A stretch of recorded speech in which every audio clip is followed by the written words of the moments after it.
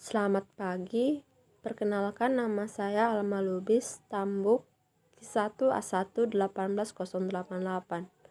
Di sini saya akan menjelaskan materi saya tentang pengaruh fermentasi roti terhadap kandungan zat gizi, sifat sensori, mikroba pembusuk, dan mikroba patogen atau penyebab penyakit.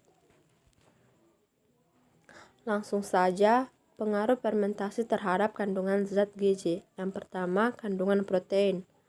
Pada saat melakukan fermentasi, proses fermentasinya dilakukan dengan menggunakan tepung terigu protein tinggi karena memiliki gluten.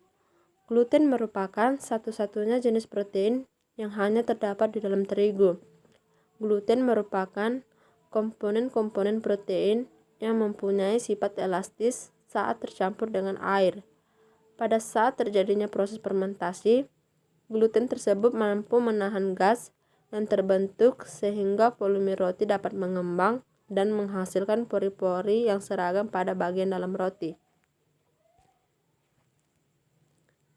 Yang kedua, kandungan karbohidrat. Roti secara umum memiliki kandungan karbohidrat yang tinggi. Jenis karbohidrat yang terkait dengan roti diantaranya adalah gula dan serat. Dalam proses fermentasi, karbohidrat kompleks dalam tepung akan diubah menjadi gula sederhana.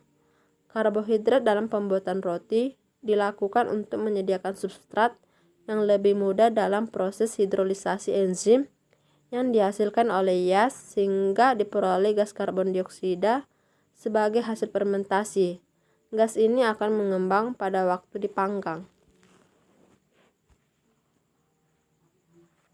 Selanjutnya yaitu pengaruh fermentasi terhadap sifat sensori. Yang pertama, tekstur. Proses dan reaksi dari fermentasi juga akan mempengaruhi tekstur dari roti. Pengaruh fermentasi terhadap tekstur yaitu di mana selama proses fermentasi akan terbentuk karbon dioksida dan etil alkohol. Selama proses ini terbentuk gas karbon dioksida dan etanol dari hasil fermentasi glukosa melalui jalur glikolisis yang cukup kompleks. Proses reaksinya yaitu glukosa mengalami proses glikolisis yang menghasilkan etanol dan gas karbon dioksida.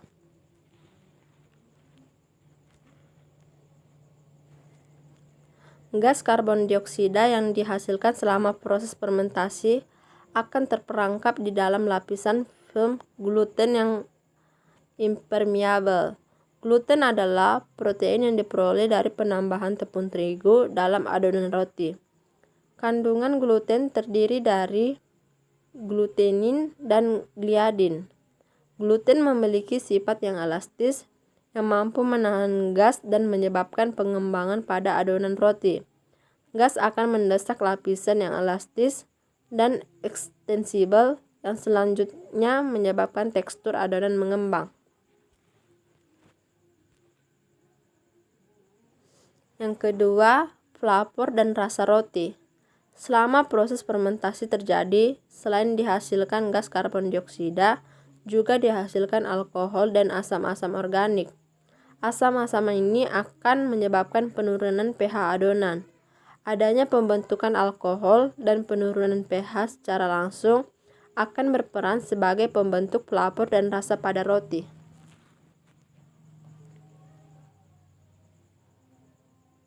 Selanjutnya, pengaruh fermentasi terhadap mikroba pembusuk. Mikroorganisme yang digunakan dalam adonan roti yang difermentasi akan terbunuh pada saat pemanggangan. Namun, jika pada adonan roti terdapat spora bakteri, misalnya spora bacillus, spora tersebut tidak dapat terbunuh, melainkan spora masih tetap tumbuh. Pertumbuhan spora bakteri ini menyebabkan kebusukan roti yang disebut roughness karena berbentuk lendir yang berupa benang halus jika roti diiris. Kebusukan karena Bacillus atau Bacillus subtilis atau Bacillus licheniformis umumnya terjadi pada kondisi udara yang panas, misalnya musim panas. Kebusukan ini sering terjadi pada roti yang dicampur dengan biji-bijian atau bekatul gandum. Spora Bacillus tahan terhadap suhu pemanggangan, dan ketika roti disimpan pada tempat yang hangat, spora akan tumbuh dan menghasilkan lendir. Selanjutnya, pengaruh fermentasi terhadap mikroba patogen. Mikroorganisme yang digunakan dalam adonan roti yang difermentasi akan terbunuh pada saat pemanggangan. Namun, karena kandungan air pada roti masih cukup tinggi, maka akan memicu pertumbuhan mikroorganisme.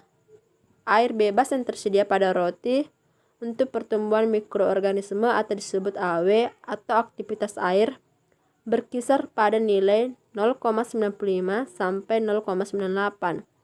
Pada kisaran nilai AW ini, berbagai mikroorganisme termasuk kapang, kamir, dan bakteri masih dapat tumbuh.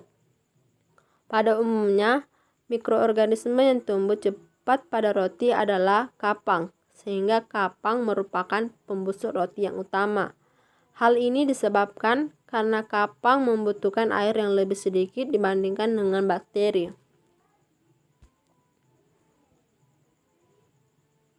Kapang yang umum ditemukan pada roti adalah Rhizopus stolonifer dengan warna putih seperti kapas dan spot hitam, sehingga kapang ini sering disebut kapang roti. Kapang lainnya adalah Penicillium expansum, Penicillium stolonifer yang memiliki spora berwarna hijau, Aspergillus niger yang berwarna kehijauan atau coklat keunguan sampai hitam, pigmen kuning yang berdifusi ke dalam roti, Neurospora cytopila yang berwarna pink atau kemerahan merupakan kapang yang juga sering tumbuh pada roti. Jika roti sudah ditumbuhi kapang, sebaiknya tidak dimakan karena ada beberapa kapang yang dapat menghasilkan racun atau mikotoksin, misalnya Aspergillus flavus, dan penampakannya sulit dibedakan secara visual dengan kapang yang tidak menghasilkan racun.